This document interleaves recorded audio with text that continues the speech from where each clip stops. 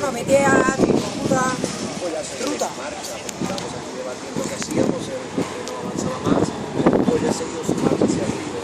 Entonces, no hacemos.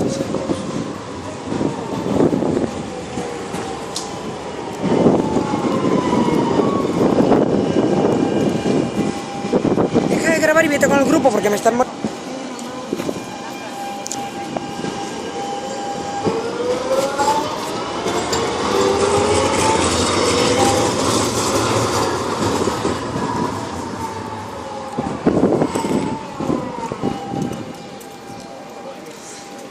Federico, con razón se oían las vibraciones del tranvía.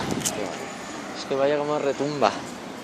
Hola, es que estaba en el mismo lugar que nos dejaste, estaba hablando con la madre de Joan. Sí, estaba hablando con su madre, con la madre de... Bueno, ella lo que dice es que él el otro día se pegó un susto muy grande, porque ya poniendo, estaba caminando, se ahogó, y entonces claro, ¿qué pasa?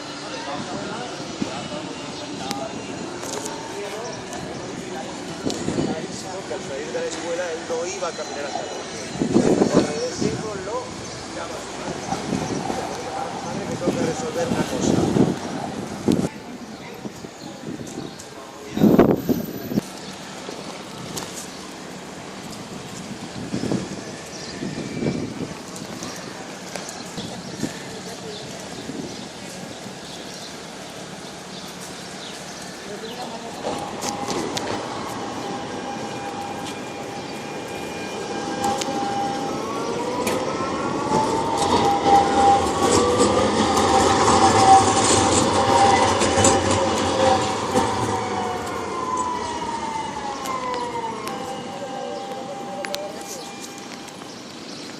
Vamos allí.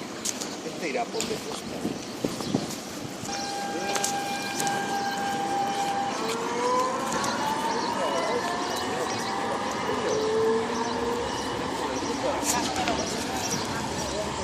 Pelo, uñas, barbón y vestido.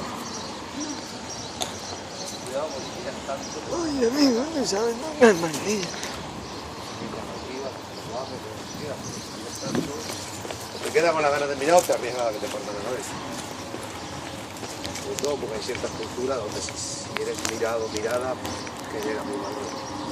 Este va al más del Rosario.